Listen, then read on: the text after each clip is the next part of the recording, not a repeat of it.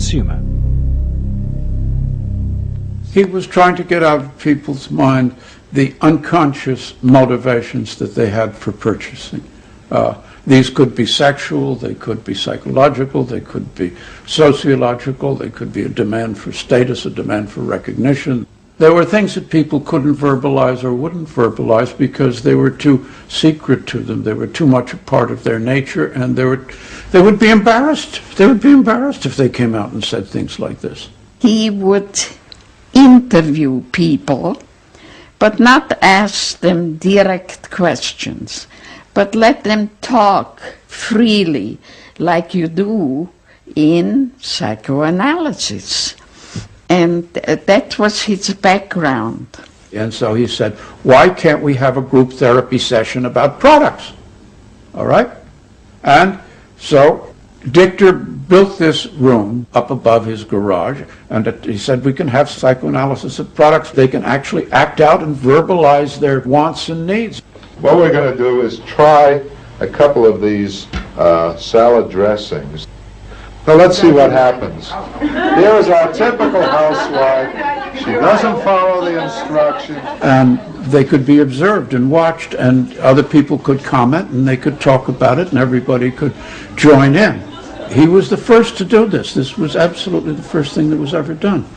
And he had a movie projector up there where you could show advertisements and things like that, and people could react to them. And he invented the whole technique for mining the unconscious about the hidden psychological wants that people had about products. This became the focus group. It worked! Dichter's breakthrough came with a focus group study he did for Betty Crocker Foods. Like many food manufacturers in the early 50s, they had invented a new range of instant convenience foods. But although consumers had told market researchers they would welcome the idea, in fact they were refusing to buy them. The worst problem was the Betty Crocker cake mix.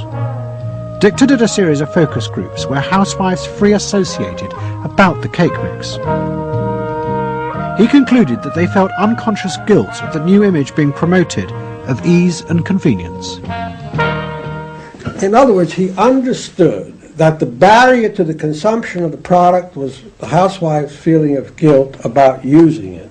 They basically, on one hand, wanted to make it easy for themselves, but they felt guilty about it.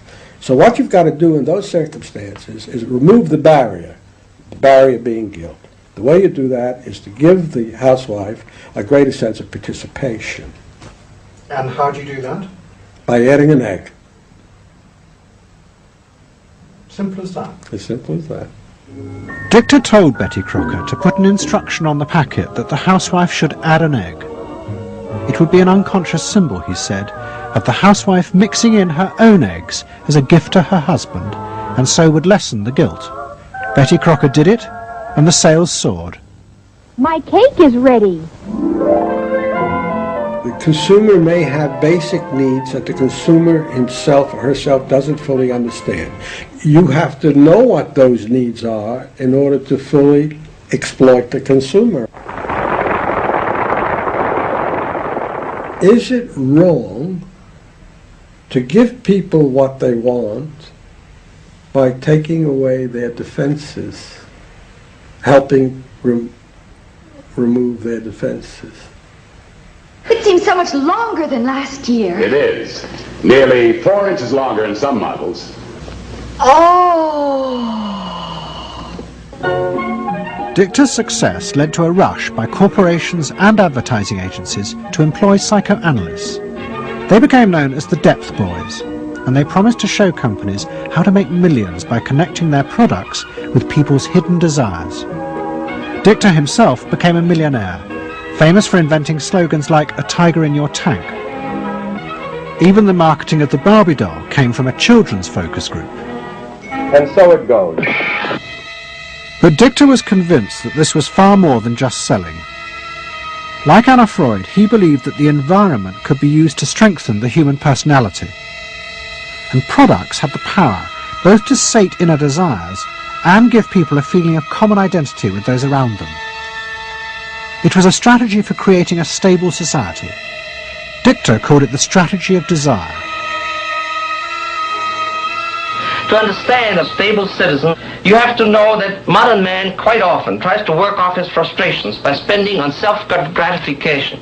Modern man is eternally ready to fill out his self-image by purchasing products which complement it. If you identify yourself with a product, it can have a therapeutic value.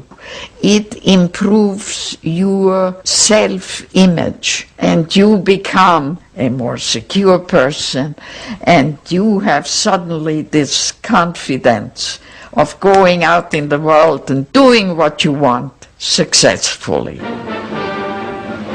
Ernest believed that that would then improve the whole of our society and become the best society on this planet.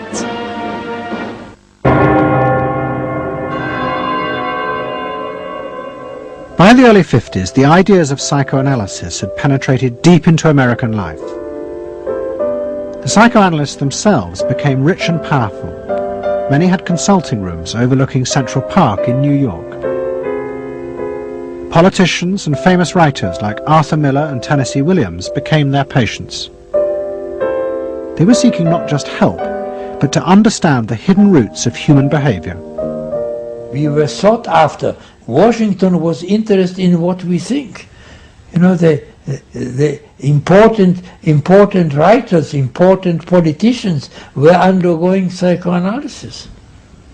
It was, we had waiting lists because there were so many patients that wanted to be analyzed. So it gave us a little bit of a swellhead. And as the psychoanalysts' ideas took hold in America, a new elite began to emerge in politics, social planning, and in business. What linked this elite was the assumption that the masses were fundamentally irrational.